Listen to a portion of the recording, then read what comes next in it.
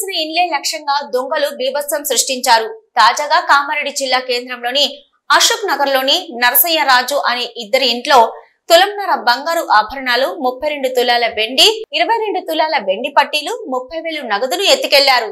మరోవైపు శ్రీరామ్ నగర్ కాలనీలో ప్రకాష్ బాలగౌడ్ ఇంట్లో 2 తులాల బంగారం, 10 తులాల వెండి వస్తువులు, నగదులు ఎత్తుకెళ్లారు. దీంతో ఆందోళనకు గురైన బాధితులు కామారెడ్డి పట్టణ పోలీస్ స్టేషన్ లో ఫిర్యాదు చేశారు. బాధితుల ఫిర్యాదు మేరకు క్లూస్ టీం ఆధారంగా పోలీసులు దర్యాప్తు చేపట్టారు.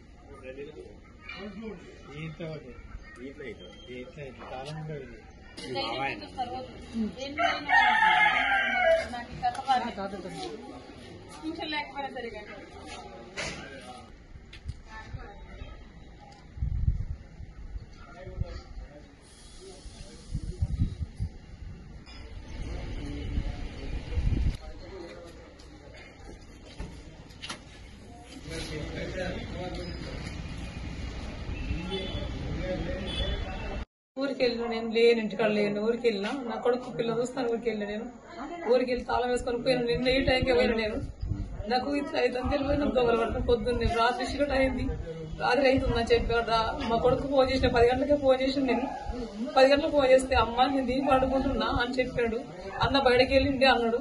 అంటే బిడ్డ పైన ఇంటికాడ చెప్తే నేను పొద్దున్న వస్తా బిడ్డ అని నేను అన్నాక మా బిడ్డ అన్న దగ్గర పిల్ల ఉంది చేద్దామా అంటే సరే పిల్లని చూసేస్తా, సాయంత్రం బిడ్డ వస్తా నేను అంటే కొడుకు నువ్వు రా అంటే రాదన్నాడు.